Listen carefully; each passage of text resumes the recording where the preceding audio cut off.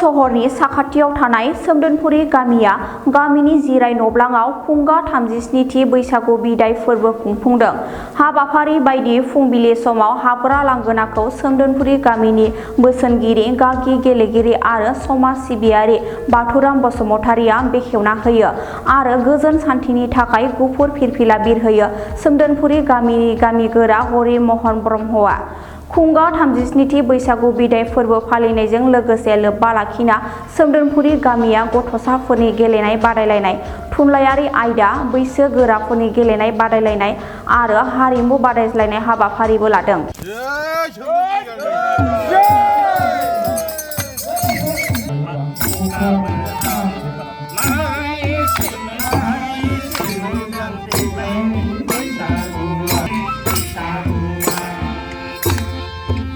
गिबियावनो आं नोंथांमोननि स्पर्टफोरखौ धन्यबाद होग्रोबाय नोंथांमोना फसलनानै जोंनि बे बैसागु बिदाय फोरबोआव फैनायनि थाखाय आरो जों बाहाय गामिनि बयबो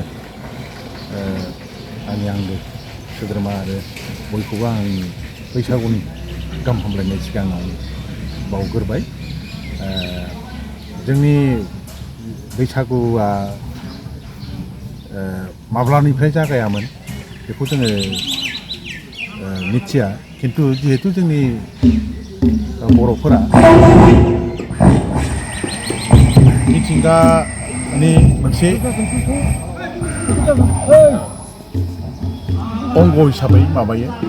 मिथिंगाया जेरै मिथिंगानि दंफां लाइफां दालाय दासा बेफोरबादिखौ नुनानै जों बर'फ्रा गोदोनिफ्रायनो बैसागु जानायखौ फालिबोदों।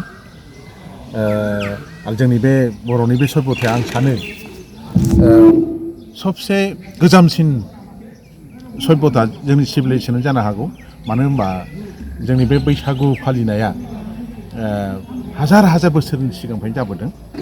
दा बेखौ जोङो दिनै बैसागु बिदाय फालिथायनि मुङै जों बे खुंनायाव आङो मोनसे मेसेज आं होनो गोसो जादों।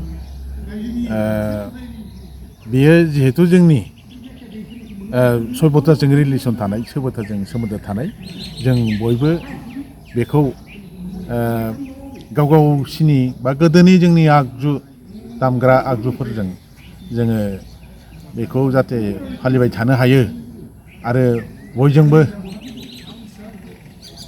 मानसिफोरजों नानान जाथि नानान धोरोम नानान थाखोनि मानसिफोरजों जाहाथे जों अनलायनानै थानो हायो आरो बे जोंनि बे बैसागुखौ बयबो रंजानायाव बाहागो लाफैनो हायो।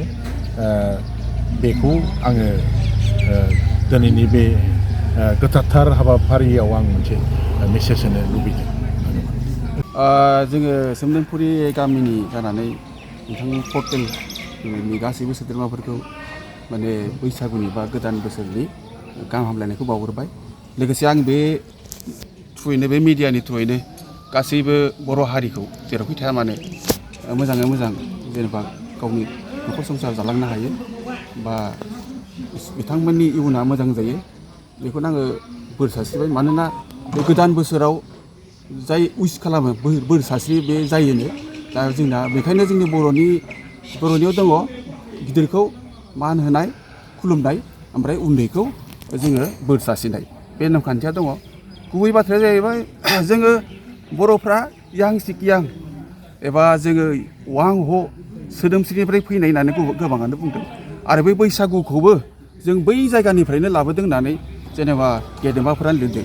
गेदेमा ओरैबायदि बुहुमनि गेदेमा पण्डितफोरा होनदों मानेखि जेनेबा डक्टर प्रफुल्ल दत्त गस्वामीखौनो बुं, डक्टर बिरेन्द्र दत्तखौनो बुं, बेराफारसेथिं जोंना डक्टर प्रमद चन्द्र भट्टाचार्यखौनो बुं आरो बिनि सोलाय जोंना सुनिति कुमार चेटार्जी बिथांमोनखौनो बुं।